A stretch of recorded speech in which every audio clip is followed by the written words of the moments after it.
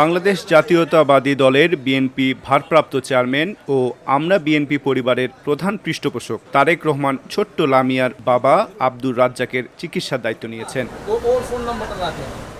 বুধবার দুপুরে রাজধানীর শ্যামলীতে ঢাকা হাউজিং মসজিদ এলাকায় লামিয়াদের বাসায় যান বিএনপির সিনিয়র যুগ্ম মহাসচিব ও আমরা বিএনপি পরিবারের প্রধান উপদেষ্টা অ্যাডভোকেট রুহুল কবির রিজভী। তার সঙ্গে ছিলেন আমরা বিএনপি পরিবারের আহ্বায়ক আতিকুর রহমান রুমন।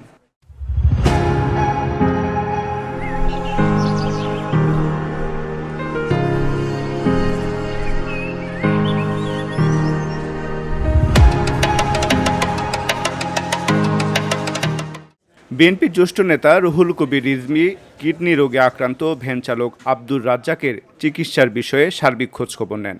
এ সময় আমরা বিএনপি পরিবারের আহ্বায়ক আতিকুর রহমান রুমন আব্দুর রাজ্জাকের প্রতি দলের ভারপ্রাপ্ত চেয়ারম্যান তারেক রহমানের সহমর্মিতার বার্তা পৌঁছে দেন।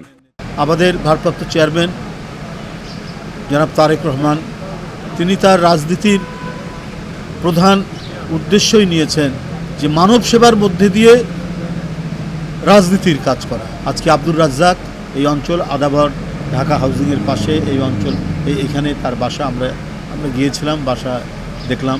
নিঃসন্দেহে তিনি সিএনজি চালান, দরিদ্র মানুষ, তাকে এমন একটি গুরুতর অসুস্থতা যে তার পক্ষে বহন করা সম্ভব নয়। সারা দেশে আমরা বিএনপি পরিবারকে দিয়ে তিনি বিভিন্ন জায়গায় দ্রুত পাঠিয়ে দিচ্ছেন যে অসহায় অসুস্থ মানুষ, নিপীড়িত মানুষ, নির্যাতিত মানুষ তাদের পাশে দাঁড়ানো। রুহুল কবির রিজভী সামাজিক যোগাযোগ মাধ্যমে প্রকাশিত ৬ বছরের লামিয়ার সেই কান্নার ভিডিওটি বিএনপির ভারপ্রাপ্ত চেয়ারম্যান তারেক রহমানের নজরে আসে। এরপর তিনি আমরা বিএনপি পরিবারকে নির্দেশ দেন শিশুটির পরিবারের পাশে দাঁড়াতে। এরই ধারাবাহিকতায় সংগঠনটির প্রতিনিধি দল ভ্যান চালক আব্দুর রাজ্জাকের সঙ্গে সাক্ষাৎ করেন তার গ্রামের বাড়ি শরীয়তপুরে। জনাব আতিকুর রহমান, আন্নুর রাশাদ, ভিওডি বাংলা, ঢাকা।